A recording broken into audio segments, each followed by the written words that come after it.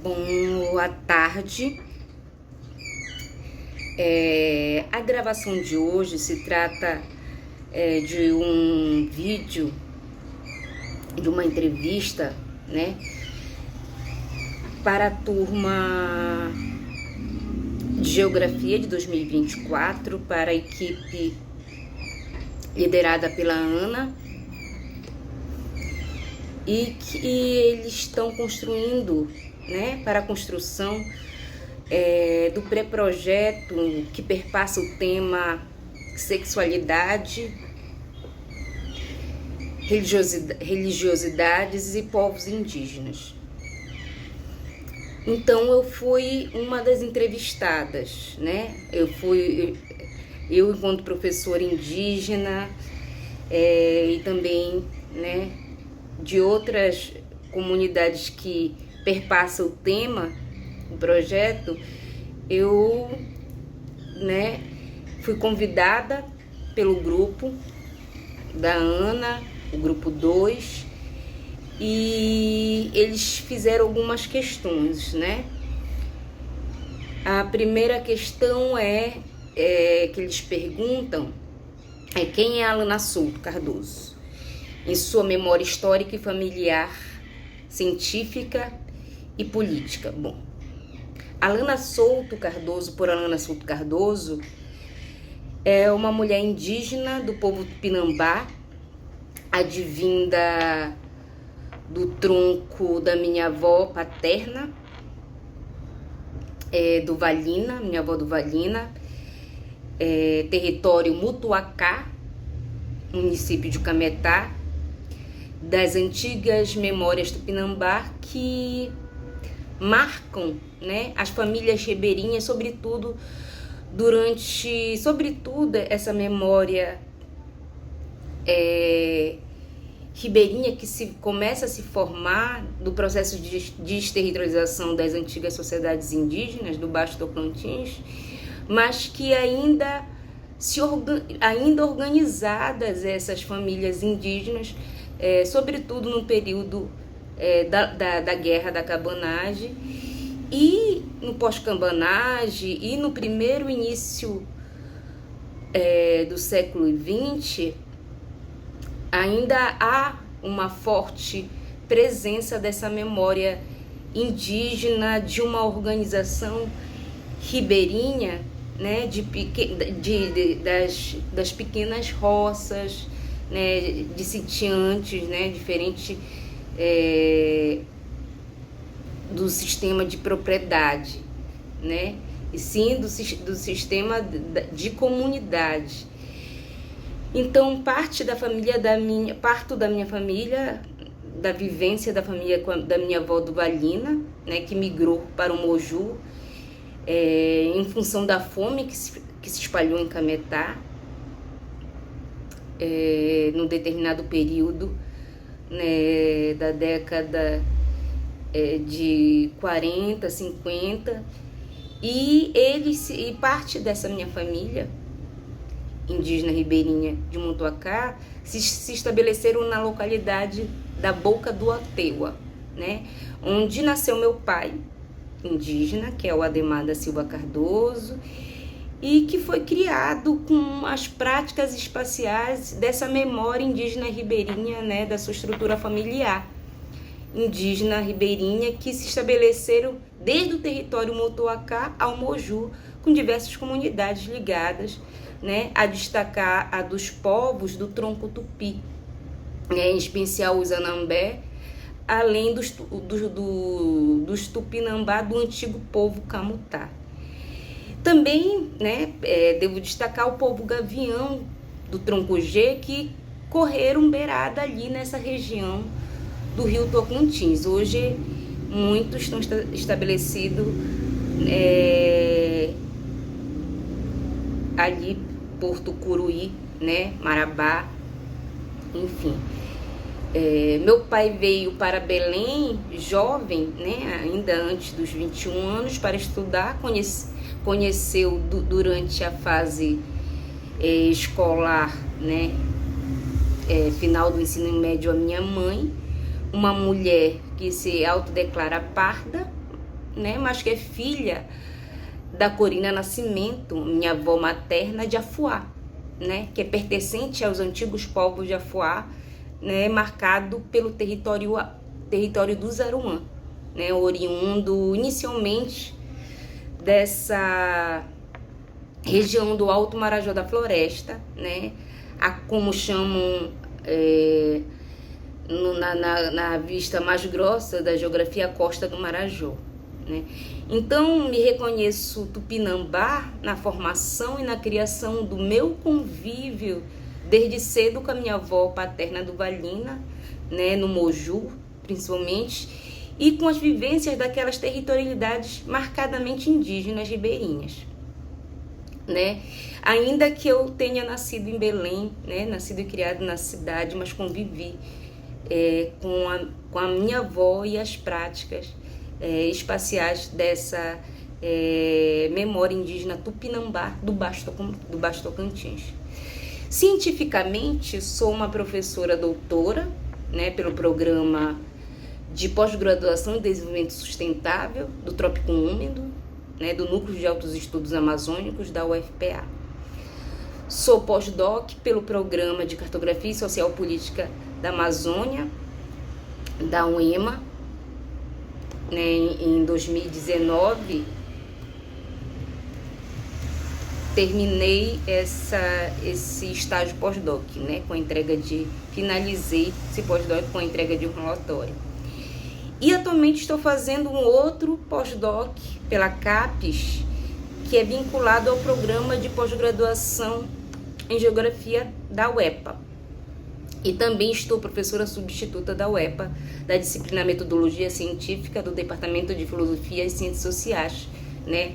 A princípio Campus Marabá, mas demandando para todas as necessidades dos cursos desse Departamento de Filosofia e Ciências Sociais, de outros campos, não somente Marabá, além de Belém.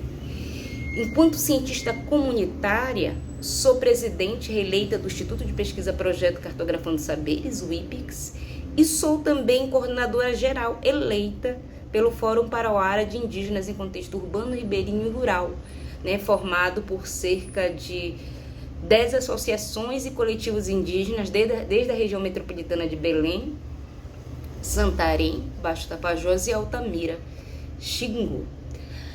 A outra questão, né, fala sobre o lugar, né, de que lugar estou falando, qual é o meu pertencimento étnico. Se já passei por algum racismo, né, diante da minha autoafirmação da minha raça, do meu povo. Bom, como lembrando aquela máxima do Milton Santos, né, sobre o entendimento de espaço e seus elementos, uma questão de métodos, eu falo, né, de um lugar social e étnico de uma mulher indígena, que sou tupinambá em contexto urbano, e que com muito custo se dedicou aos estudos enquanto uma forma de trabalho, seja da produção científica, seja da vivência enquanto docente, né? Que por seguinte se encontra com a minha retomada, né? Com a retomada da minha memória familiar direta ancestral, logo do lugar da autoafirmação da minha memória indígena histórica territorial. Sobre a questão de racismo, né, institucional, machismo institucional, já passei por racismo e machismo institucional em uma fundação de ensino básico pública do município de Belém, né, que acarretou no meu adoecimento da minha saúde mental em 2022, e ainda padeço dos dissabores desse adoecimento através de assédios que voltaram a se repetir referente a projetos advindos do meu comando, né, enquanto entidade social do Instituto de Pesquisa Projeto Cartografando Saberes, né, seja em parceria com a universidade, seja o projeto direto, né, encaminhado pelo Instituto de Pesquisa Projeto Cartografando Saberes, mapas de produção. Então, sem contar que ainda sigo em tratamento, né, tomando remédios controlados. Logo, foi uma situação muito grave, né, que terminou na justiça, né, para julgamento a título de danos morais por assédio moral. Então, enquanto uma mulher indígena de contexto humanitário, não é suficiente eu ser doutora, pós-doutora, né? A produção do conhecimento ainda é monopólio, né, de uma percepção de universidade muito colonialista, né? Há exceções de grupos que buscam rever, né, um outro tipo de universidade, respeitando e colaborando com produções de conhecimentos científicos que advêm de outras orientações, né, do que eu tenho chamado de uma academia comunitária, né? Então, é uma forma da universidade rever essa relação, né, com quem produz conhecimento científico também, junto, caminhando com seus saberes tradicionais. Então, não é só o saber tradicional, né, deslocado do científico, mas hoje nós, indígenas, somos também acadêmicos, né, e também produzimos conhecimento científico. Mas a universidade não dá conta, né, de acoplar todo mundo, né, concurso, a limitação de vagas, logo, né, a necessidade das cotas raciais. Sobretudo na UEPA, que ainda é uma luta mais recente. Na UFPA já tem desde 2005, se não me engano, né?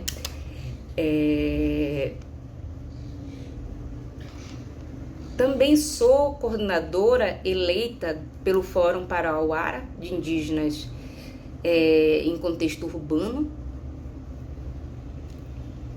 ribeirinho rural, como eu já disse, né? E que esse fórum também passa por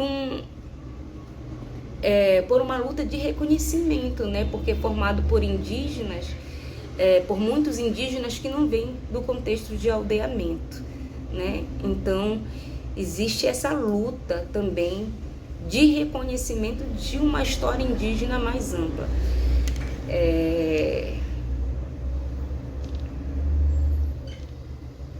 A outra questão que é me colocada pelo grupo como professor e cidadã indígena, como enxergo e avalio a situação dos indígenas em contexto urbano. Quem são esses indígenas em contexto urbano e como se enfrentar o racismo e como lutam por seus direitos e acesso de políticas públicas. Essa é outra questão. Então, enquanto professor e cidadã indígena, avalio que, se tratando da região metropolitana de Belém, há invisibilidade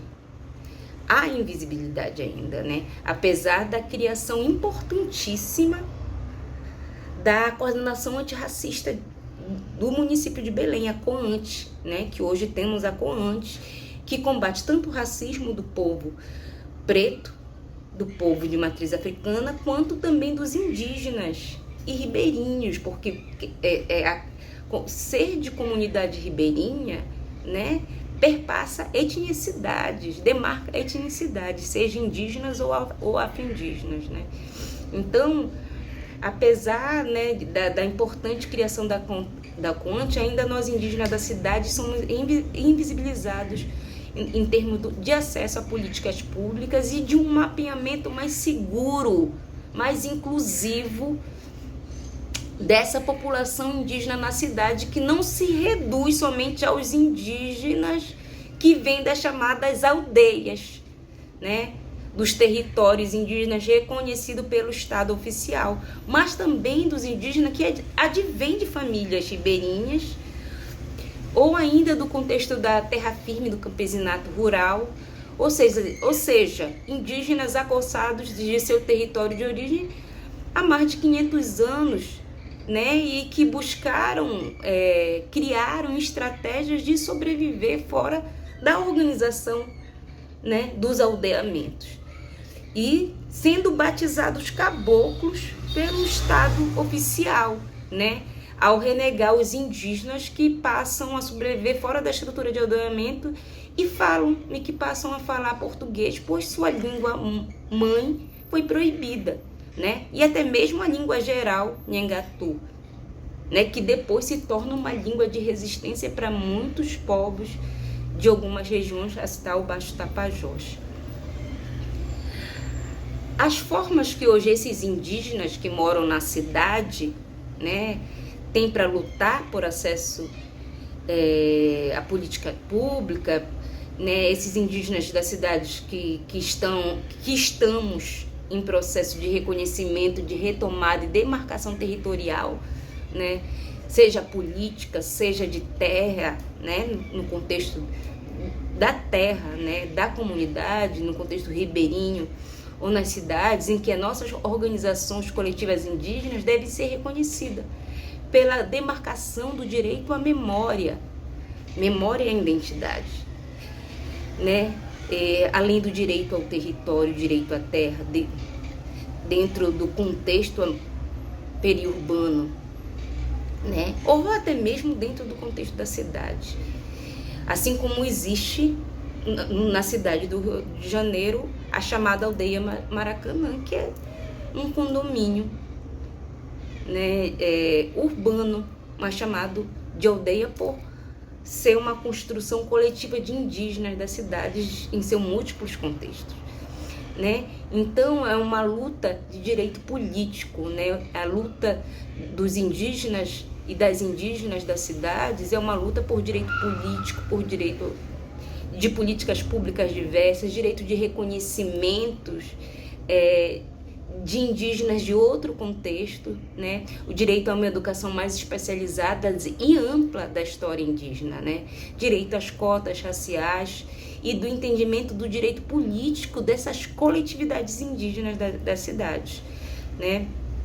Do contexto ribeirinho, em especial, né, no que diz respeito à nossa representatividade no Conselho Indigenista do Estado do Pará, o chamado CONCEP, pois assim alcançamos, né, o dever e o direito dessas demarcações indígenas do poder público municipal de Belém e de outras cidades do estado do Pará, citar Santarém e Altamira, que também passam por muitos problemas e fragilidades dos indígenas que moram das cidades, dos filhos das indígenas que são criadas na cidade, né, que passam a ser invisibilizados, né, e o debate de indígena na cidade passa a ser ignorado e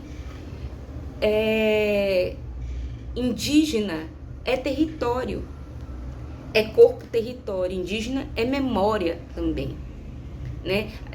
Não se pode esquecer que há uma história de acossamentos de povos que foram expulsos dos seus territórios de origem em seus múltiplos contextos, e não só no contexto recente da mineração, das hidrelétricas, né? Não só no contexto rural, mas também os que migraram, refugiados para as cidades.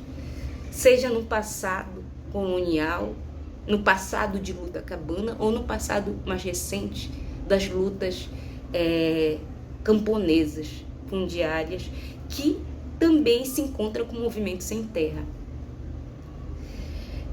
Nesse sentido, na Amazônia, né, temos mais recentemente a articulação e a criação do Fórum Parauara de Indígena Contexto Urbano, Ribeirinho e Rural, né, como já referenciei, e nós fomos responsáveis historicamente, pela primeira sessão especial de indígenas em contexto urbano organizado por esse Fórum Parauara, em que sou coordenadora, que existe desde maio de 2023, e que organizou a primeira sessão especial de indígena em contexto urbano na Assembleia Legislativa do Estado do Pará, né?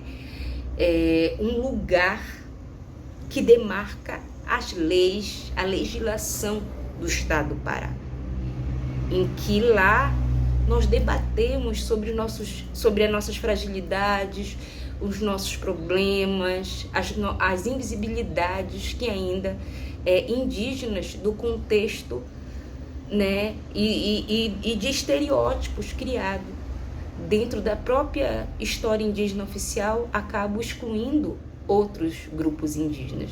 Não à toa a gente se organizou através desse fórum Parauara de Indígena em Contexto Urbano, né, que quem se fez presidente dessa sessão especial foi o deputado estadual do Partido dos Trabalhadores, deputado Disseu Tencaten, e que por meio da organização da mesa da sessão, né, que foi resultado, a mesa da sessão foi resultado da construção deste fórum, e a sessão foi composta por representantes da FUNAI, lideranças indígenas do Xingu, de Altamira, representantes do Ministério dos Povos Indígenas, do MPI, o senhor Bruno Canela, e eu enquanto coordenadora do fórum, mais o presidente da sessão, Disseu Tencaten, formamos a mesa.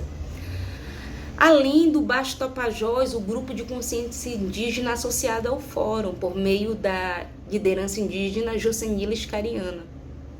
E uma outra associação, né, o Iquaquara, uma outra associação multiétnica de indígenas urbanos, também participaram dessa sessão e puderam falar após a apresentação da mesa e demarcar, né, seus direitos, demarcar a importância da sessão, né, da primeira sessão de indígena em contexto urbano, que foi uma demanda organizada pelo Fórum Parauara de Indígenas em Contexto Urbano e que abriu para outras coletividades debaterem nessa sessão. E o resultado mais concreto dessa sessão foi a moção encaminhada pelo deputado Disseu Tencaten, do PT, que acatou a nossa carta, assinada por cada liderança, liderança, associação, desde a região metropolitana de Belém, Santarém, Baixo Tapajós e Altamira, e que foi a exigência, né, que o CONCEP, para que o Conselho Indigenista do Estado do Pará possa fazer uma retificação em seu artigo, né, na estrutura estatutária do CONCEP, para que tenha uma representatividade de indígenas em contexto urbano, ribeirinho rural, pois há uma total omissão da nossa representatividade nesse conselho. Então, essa moção foi enviada ao CONCEP, ao Governo do Estado do Pará e à Secretaria do Estado dos Povos Indígenas do Pará, CEPI, né, para que se faça presente nesse conselho as nossas representatividades indígenas de contextos urbanos e periurbanos. Então, é um marco histórico, né, essa sessão para os indígenas que já estão há muito tempo na cidade, né, e os mais recentes. A outra questão do grupo é qual a sua orientação sexual, se eu já sofri alguma discriminação, né, para eu falar um pouco dessa posição de ser indígena e LGBTQI+, né, em uma sociedade heterocompulsória e patriarcal com uma herança, né, tão voraz da colonização patriarcal cristã. Respondendo essa pergunta, né, eu sou uma mulher indígena tupinambá, que também faço parte da comunidade LGBTQI+, pois sou uma mulher cisgênero bissexual. Ou melhor, parafraseando Adriana Calcanhoto, sou uma pansexual monogâmica. Eu gosto de pessoas, né? Mas sou monogâmica, né? Ou seja, eu só me relaciono com uma pessoa, né? Namoro com uma pessoa, inicio um outro relacionamento, não namoro com diversas pessoas, né? A não ser que não esteja em um compromisso sério, né? A gente acaba tendo flertes, né? Mas sou monogâmica. Então, nesse aspecto, enquanto indígena da comunidade, que também pertence à comunidade LGBTQIA+, sofremos ainda dessa outra invisibilidade, né, de ser lésbica, bissexual ou trans, né? Ou a mulher trans indígena, enfim, ainda é um tabu, não somente advindo das próprias comunidades, né? Independente de serem comunidades patrilineares ou matrilineares, pois o machismo ocidental, heteropatriarcal e cristão, nos castrou em nossa liberdade sexual, né? Sobretudo sobretudo as mulheres indígenas, né? LGBTQI+, são ainda mais vulnerabilizadas nesse debate de políticas de proteção da diversidade sexual, né? Da saúde e de segurança, né? Além dos homens indígenas homoafetivos, né? Também seguem em fragilidade, mas nós mulheres indígenas, sem dúvida, somos ainda mais excluídas, né? Sofremos um grande apagão, né? Do nosso contexto enquanto mulher indígena, né? Que se relaciona com que pode se relacionar e se casar com uma outra mulher indígena, uma mulher negra, ou que depois pode terminar e ter um relacionamento com um homem, ou pode ter um relacionamento com uma mulher trans, um homem trans, né? Sobretudo porque a tradição, o contexto das tradições também são contextos fluidos, né? Não petrificados. Então é preciso rever essas questões desde dentro da comunidade até dentro dos coletivos indígenas na cidade. A outra questão que me perguntam é se eu tenho religião, se eu pratico algum culto espiritual ancestral.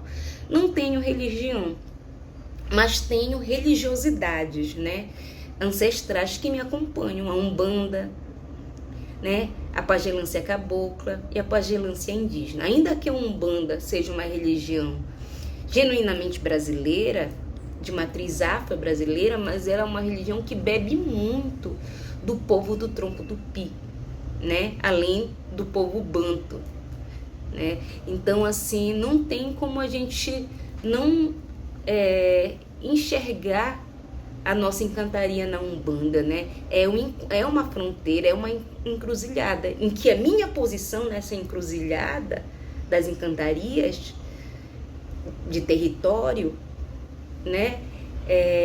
Eu me posiciono enquanto uma mulher indígena, né?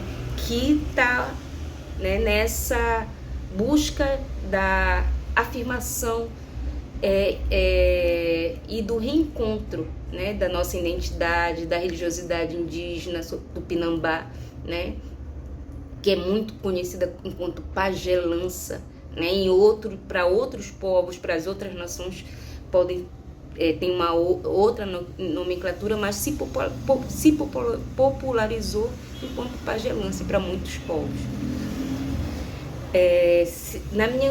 Outra pergunta: se na minha opinião há intolerância religiosa diante de indígenas que seguem outra matriz religiosa fora da sua linhagem? Bom, referente à intolerância religiosa por parte da comunidade, da sociedade ou da comunidade indígena, acho que há um certo desconhecimento.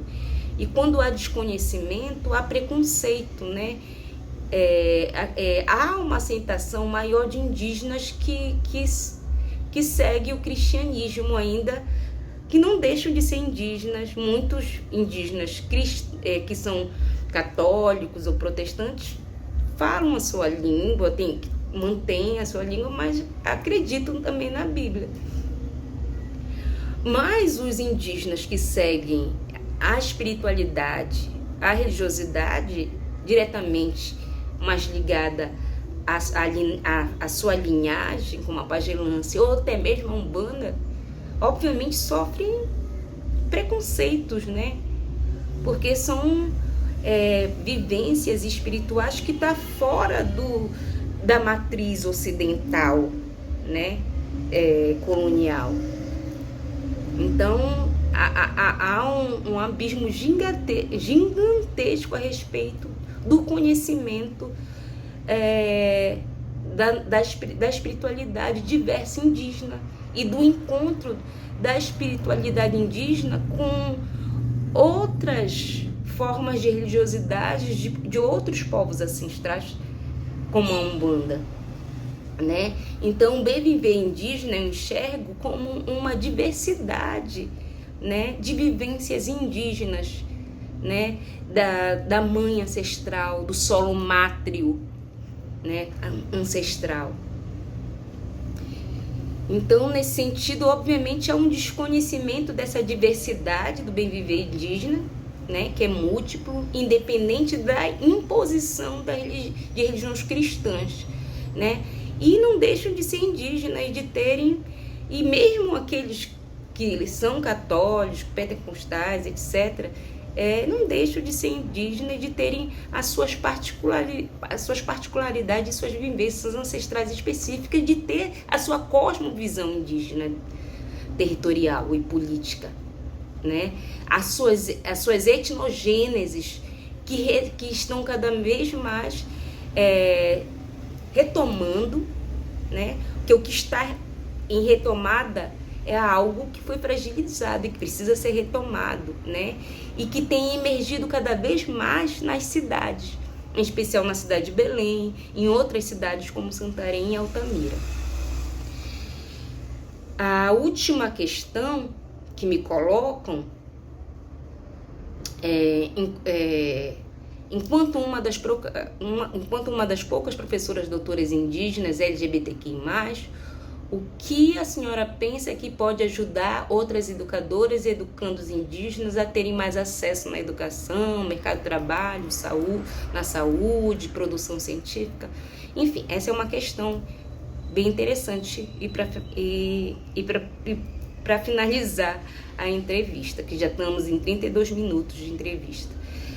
E para finalizar as questões levantadas nessa entrevista, o que avalio que pode ajudar outras educadoras e educandos indígenas em contextos institucionais, sobretudo, é o respeito pela sua identidade, pelo seu nome, né? Sua memória, raça e etnicidade, suas línguas e linguagens. E nesse sentido, leis que amparem melhor combater situações de racismo e assédio moral, o bullying, né, que padece muito desses educadores, nós educadores indígenas e também educandos indígenas, desse contexto das grandes instituições, e em que acabamos sendo alvos de disputas, né, coloniais que se reproduzem, seja por grandes corporações de pesquisas, do status quo de um academicismo geralmente branco, heterossexual e masculino, seja pelas empresas que também individualizam nós enquanto sujeitos coletivos e que somos, né, sujeitos coletivos, e nos separam, nos colocam, criam rivalidades, reproduzem as rivalidades que os colonizadores fizeram lá atrás, em outro contexto, o contexto global do capitalismo selvagem, né? E nos separam em suas redes verticais e apropriam de construções que nem chegam a distribuir e ampliar entre as bases comunitárias. Então, nós, enquanto educadoras indígenas, devemos criar estratégias de parcerias com outras produções econômicas comunitárias, de conhecimentos científicos que cheguem até as nossas bases. E assim a universidade, né, uma outra universidade não vai reduzir e nem se apropriar desequilibradamente, né, de lutas e construções coletivas científicas das nossas associações, né, de educações comunitárias, de produções científicas comunitárias e de saberes. É isso. Puranga Pituna, boa noite e até logo.